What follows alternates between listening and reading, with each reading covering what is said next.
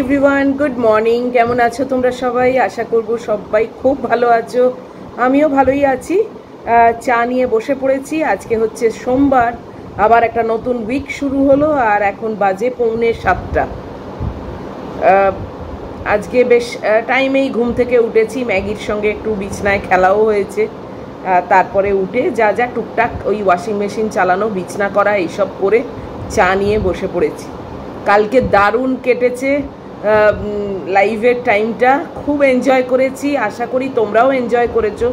যদিও দুবার তিনবার কেটে কেটে গেছে, কিছু করার নেই। জানো তো, আমার জিওটা ওরকম গন্ডগোল করেছে লাস্ট মোমেন্টে। কি করব বলো? তাও একা একা যে মানে সেট আপটা করতে পেরেছি বা ঠিকঠাক করতে পেরেছি, কেননা ফার্স্ট টাইম তো তোমরা জানোই পুরোটা গুড্ডি করে দিয়েছিল। আমি কিছুই করিনি, আমি জাস্ট কথা বলতে আরম্ভ করেছি। মানে ও বলেছে কথা বলো, আমি কথা বলতে আরম্ভ করেছি। আর এইবারটা আমি পুরো সেট আপ করেছি, আমি পুরো মানে ব্যবস্থা করে আমি চালু করেছি। তো ঠিকঠাক চালু করতেই পেরেছি, কিন্তু ওই নেটটা মাঝে মাঝেই কেটে গেছে। যাই হোক, তোমরা তো ভীষণ সাপোর্টিভ, জানি। তোমরা সবসময় বলেছো যে হ্যাঁ ঠিক আছে ঠিক আছে। তো খুব মজা হয়েছে, খুব আনন্দ হয়েছে। নেক্সট লাইভে আসবো সেপ্টেম্বরে, যখন গুড্ডি থাকবে। ওর কাছ থেকে আমি একটু কিছু জিনিস জানবো, জানো তো। কেননা এই যে মিরর রিফ্লেকশন হচ্ছে, একজন অবশ্য লিখেছিলে যে সেলফিতে ওই সেলফি মোডে মিরর রিফ্লেকশনটা অন হয়ে গেছে, তো সেটাকে আমি অফ করব, আমার তো লাইভটা কেটে যাবে। তাই ঠিক আমি বুঝতে পারলাম না। এবার প্রথমে হয়তো ওটা নজর করা উচিত ছিল। ওই আর কি, কিছু তো টেকনিক্যাল গন্ডগোল হয়েই যাচ্ছে, এবং অনেক কিছু আমি ওর কাছ থেকে শিখে নেবো আর কি। তো সেপ্টেম্বরে আবার নেক্সট লাইভে আসবো, মানে থার্ড লাইভে গুড্ডি এলে তারপর। তো পুজোর দিনে আসবো না, তোমাদের কোনো চিন্তা নেই। তোমাদের ঠাকুর দেখার কোনো ব্যাঘাত আমি ঘটাবো না। যে যত পারবে ঠাকুর দেখবে। যেদিনকে পুজো থাকবে না সেরকম দেখে একদিন আসবো। কেননা ও এলে অ্যাটলিস্ট দেখো 13 দিন তো মিনিমাম থাকবেই। তো তার মধ্যে 13 দিন ধরেই তো আর পুজো না। তো একটা দিন ঠিক থেকে শুনে তোমাদের সঙ্গে আলোচনা করে সেই দিনটা ফিক্স করে আসবো। তবে বেশ ভালো লেগেছে, মজা হয়েছে, তোমাদের সঙ্গে কথা বলতে পেরেছি। সব থেকে বড় কথা, ম্যাগি আমায় কালকে উদ্ধার করে দিয়েছে বলো। পুরো বেচারা এখানে শুয়েছিল, একদম লাস্টে তখন গেছে চেঁচাতে। নাহলে ও কিন্তু পুরো উদ্ধার করে দিয়েছে আমায়। Thanks to Maggi, thanks to Loknath বাবা। আজকে রান্না বান্না একটা মাছের মাথা পড়ে আছে, জানো তো, মানে একটা পার্ট। তো সেটা দিয়েই ভাবছি ওই কুমড়ো যে ছেঁচকিটায়, মানে কুমড়োর তরকারি, ছেঁচকি না, কুমড়োর চচ্চড়ি, কুমড়ো বেগুন রাঙালু সব কিছু দিয়ে ওই একটা চচ্চড়ি আগের বার করেছিলাম, খুবই টেস্টি হয়েছিল, খুব ভালো হয়েছে। এই ম্যাগি চেঁচাচ্ছে আবার। তো ওই কুমড়ো দিয়ে যেটা করেছিলাম চচ্চড়ি, ওটা দারুণ খেতে হয়েছিল, ওইটাই করব। কেননা পুঁই শাক নেই তো, আর পুঁই শাক অনেক খেয়েছি জানো তো। আর মানে এই রিসেন্ট আর পুঁই শাক খেতে আমার ইচ্ছে নেই, তাই জন্য ওই কুমড়োর চচ্চড়িটা করব। আর একটা পার্ট মাছের মাথা একটুখানি আছে, সেইটা দিয়ে দেবো। তো আর পার্শে মাছ বার করে রেখেছি, সেটার যদি ইচ্ছে হয় ঝাল করব, নাহলে আবার তুলে রেখে দেবো। মাছ টাছও সেরকম নেই। এক একজন কালকে গল্প করতে বলছিলে, গল্প বলতে বলছিলে, দেখি আজকে সেরকম কিছু ব্যাপারও তো নেই। আমি ভাবছি আজকে তোমাদের অনেকগুলো গল্প জোগাড় হয়ে আছে, জানো, তোমাদের সঙ্গে শেয়ার করব। কিন্তু কি জানি, মনে হয় যে অনেকে হয়তো গল্প পছন্দ করো না।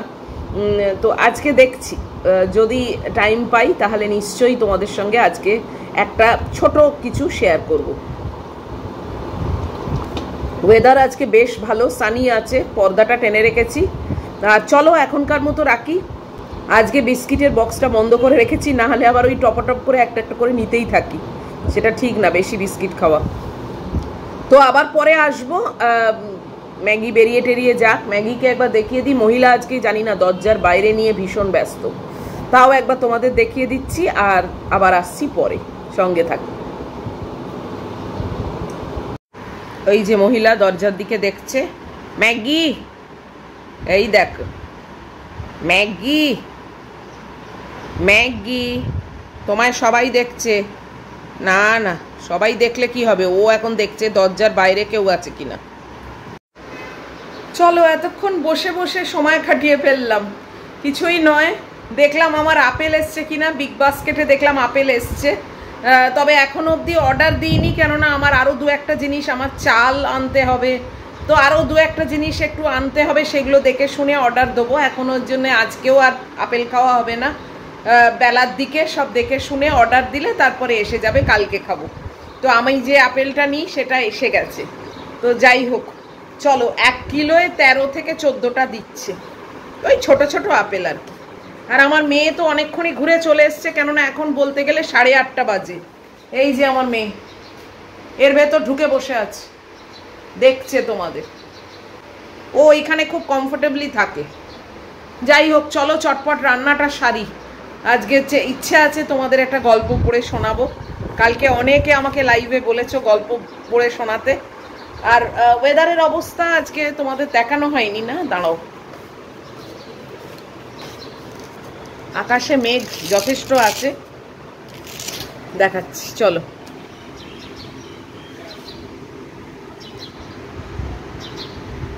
এই দেখো আকাশে মেঘ, দেখেছো?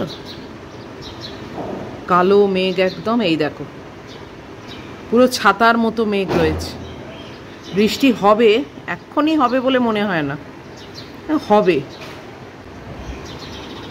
এমনি একটু অন্ধকার অন্ধকার, সকালে রোদ ছিল, কিন্তু সামহাউ আস্তে আস্তে রোদটা চলে যাচ্ছে, বৃষ্টির মতো পরিস্থিতি তৈরি হচ্ছে। জামা কাপড়ের র্যাকটা বাইরে দিয়ে রেখেছি, একটু হাওয়াতে শুকোক, জানো তো। একেবারে পাখাটা কখন থেকে চলছে, মপ করে পাখা চালিয়ে দিয়ে ভুলে গেছি, দেখেছো কি অবস্থা। আসলে কি বলতো, একদম ভিজে অবস্থায় ঘরের ভেতর দিয়ে না ভালো লাগে না, তাই জন্যে বাইরেই দিয়েছি। দেখি বৃষ্টি এলে চট করে র্যাকটা তুলে নিতে আর কতক্ষণ। চলো, আমি সবজি সাবজা বারও করে রেখেছি, এই যে এই সব বার করে রেখেছি। এখনো ম্যাগির মাংস টাংস সব পড়ে রয়েছে, কিছুই হয়নি, গ্যাস পুরো খালি। তো এখন একটু শুরু করি। কুমড়োর তরকারি আর মানে চচ্চড়ি তোমাদের সঙ্গে আর শেয়ার করছি না, এত কিছু শেয়ার করতে গেলে তখন না আর গল্পটা পড়া যায় না। তো তাই জন্য রান্না বান্না সেরে নিয়ে তারপরে আবার আসছি। এই যে সব সবজিপাতি কেটে নিয়েছি, কুমড়ো, বেগুন, রাঙালু, আলু এই আছে।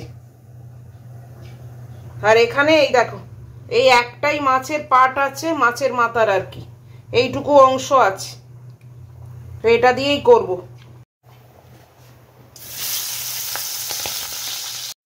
মাছের মুড়ো ভাজতে ভাজতে হঠাৎ আওয়াজ পেলাম, ঝেঁপে বৃষ্টি এলো, ছুটে এসে র্যাকটাকে ভেতরে করেছি। বাইরের অবস্থা দেখো একবার, তোমাদের দেখাই। হঠাৎ করে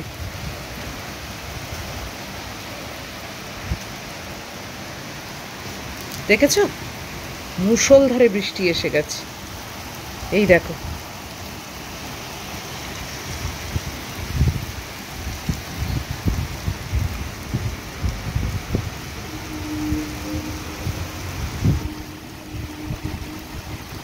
কি অবস্থা,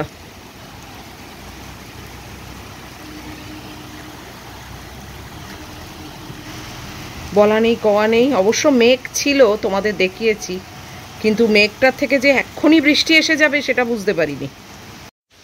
বৃষ্টি এসে গেছে বাবু, ঝেঁপে বৃষ্টি এসে গেছে। চলো তুমি ভেতরে বসো, তুমি তো এমনি ভয় পাও, তোমার আর দরকার নেই। ও আবার এইসব ঝড় বৃষ্টিকে খুব ভয় পায়। চলো দেখি, খুব ছিট করছে মুড়োটা থেকে।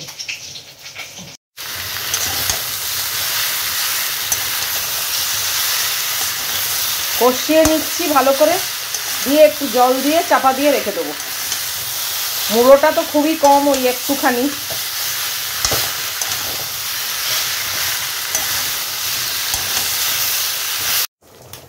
অল্প জল দিয়ে দিয়েছি, দিয়ে এবার ঢাকা দিয়ে দিলাম। ভাতটাও হয়ে গেছে, ভাতটাও গ্যাস বন্ধ করে ঢাকা দিয়ে দিই।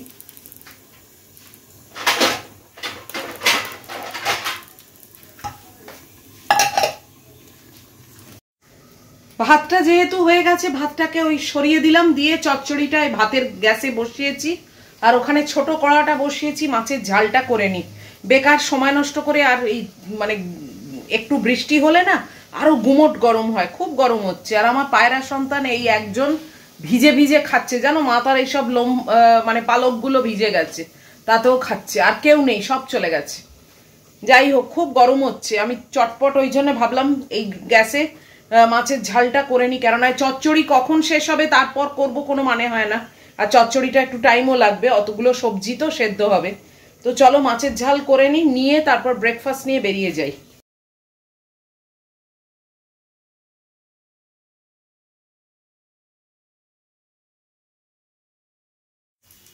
সব রান্না বান্না শেষ, চচ্চড়িটা এই গ্যাসে নিয়ে এলাম। দুটো লাইটারের কোনো লাইটার কাজ করছে না, জানো। এই যদি আমি আগের থেকে কিনে না রাখতাম, এই আলমারির থেকে এখন এই বড় সেই লাইটার কিনেছিলাম, তোমাদের দেখিয়েছিলাম, দুটো ছিল কম্বো প্যাক, সেইটাকে এখন বার করে নিয়ে এলাম। আর না হলে কি বিপদে পড়তে হতো বলো আজকে। মানে রান্নার মাঝখানে দুটো লাইটার কোনোটা কাজ করছে না, মানে আগুন বেরোচ্ছেই না। তাই জন্য এইটাকে আবার নিয়ে এলাম। এই জন্য না সব সময় অ্যাডভান্স সবকিছু রেডি রাখি। একা মানুষ, কোথায় ছুটবো, কি করব বলো। এখন এই আলমারি থেকে বার করে নিয়ে এলাম, তাই তো যদি কাজটা হয় দেখি। আর ওই বৃষ্টিতে না আরো সাথে সাথে হয়তো যে কারণে আরো কাজ করছে না, না কি কে জানে। চলো এটাকে জ্বালিয়ে আগে।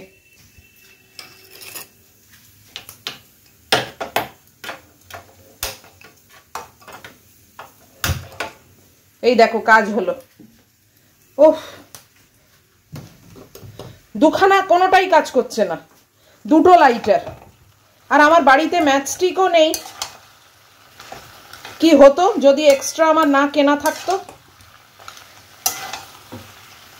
চচ্চড়িটা ওই গ্যাস থেকে এই গ্যাসে নিয়ে এলাম, এইখানে নাড়তে সুবিধে হয়। ওইটা না একটু উল্টো হয় তো, ওইটাতে আমি ওই জন্য সবসময় ভাত টাত ওইসবই করি। এইটাতে নিয়ে এলাম। এই জলটা পুরোই মানে টেনে নিয়েছে, কিন্তু এখনো হবে, এখনো হবে। বেশ ভালো জোরে বৃষ্টি পড়ছে, জানো। ওই চচ্চড়িটা হোক, গ্যাসটাকে কমিয়ে রেখে দিয়েছি। উফ, চুলটাকে বেঁধে রেখেছি, খুব গরম হচ্ছে। বাইরের অবস্থা একদম ভালো না, আরো জোর বৃষ্টি হচ্ছে, জানো। আর আমাদের এই সামনেটা একটুতেই জল জমে যায়, সে জল জমে গেছে। এ দেখো,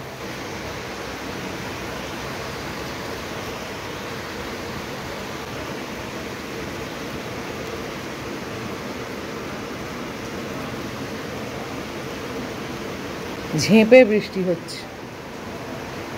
সেই যে আকাশে মেঘ ছিল, এই দেখো, সেই মেঘ থেকেই বৃষ্টিটা হচ্ছে।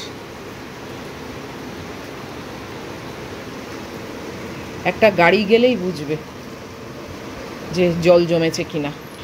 এই গাড়ি আসছে, এই দেখো, দেখেছো।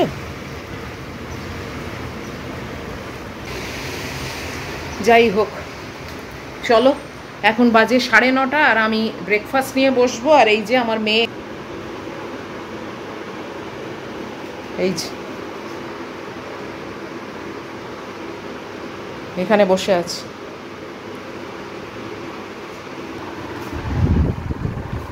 গুমোট গরম, কিচ্ছু কমছে না, জানো। এক একজন কালকে আমায় লাইভে বলছিলে না যে দিদি তোমার পোস্তে যাওয়ার ব্যাপারটা আর নেই। না না, একটুও কমেনি, পুরো পোস্তেই আছি। বাপরে বাপ, উফ, মুখে হাওয়া লাগলে না কি দারুণ লাগে। চলো একটু বন্ধ করি, মানে ক্যামেরাটা দিয়ে একটু হাওয়া খাই, তারপরে বসবো। এই যে আপেলের বদলে আম নিয়েছি একটা, আর এই ওটস। তরমুজটা না পরে খেয়াল হলো, জানো। আর এতটা ওটস নিয়ে পরে আর তরমুজ খেতে পারবো না, তাই জন্য তরমুজটা নিইনি। তরমুজটা খাওয়া হচ্ছে না, হাফ পোর্শন পড়ে আছে এখনো।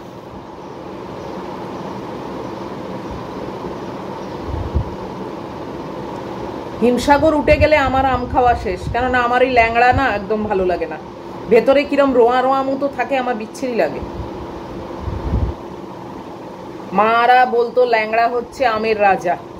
ও আমরা রাজা হোক রানী হোক যাই হোক, আমার পছন্দ না ওটা। যাই হোক, চলো বসে বসে খাই। এখন এখানে আড্ডা মারলে না তাহলে তোমাদের আর গল্প পড়ে শোনানোর টাইম হবে না, এটাই প্রতিদিন হচ্ছে। তাই জন্য আজকে আর এখন গল্প করছি না, দেখছি একটা গল্প পড়ে শোনাতে পারি কি।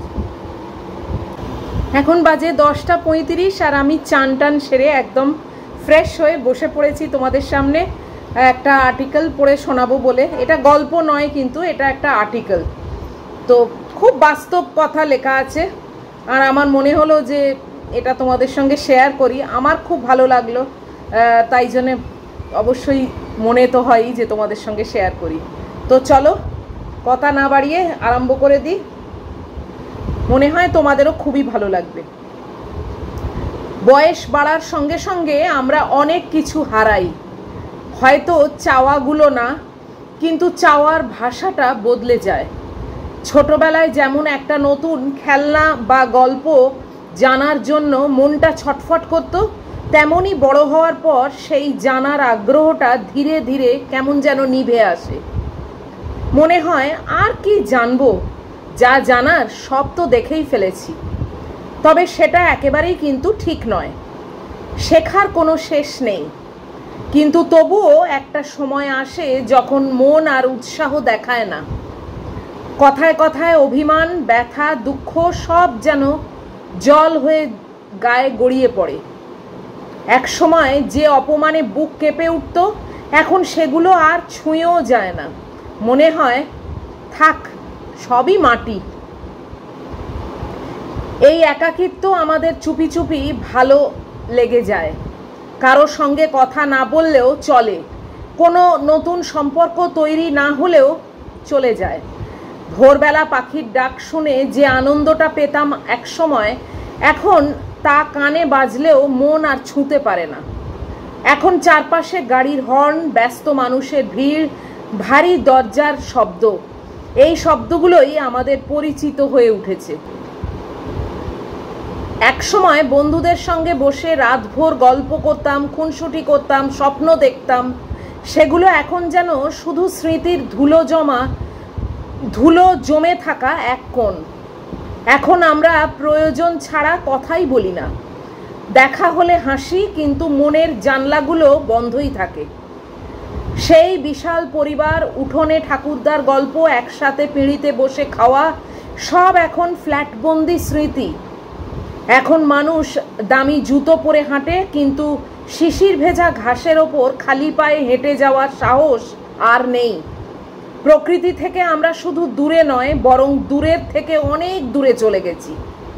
তবুও কিছু মানুষ আজও আছে যারা ভোরবেলা সূর্য ওঠার আগে উঠতে জানে, যারা জানে বাতাসের গন্ধ নিতে, যারা এখনো বুক ভরে নিঃশ্বাস নিতে ভালোবাসে। এই পৃথিবী এখনো তাদের জন্যেই নতুন করে জাগে।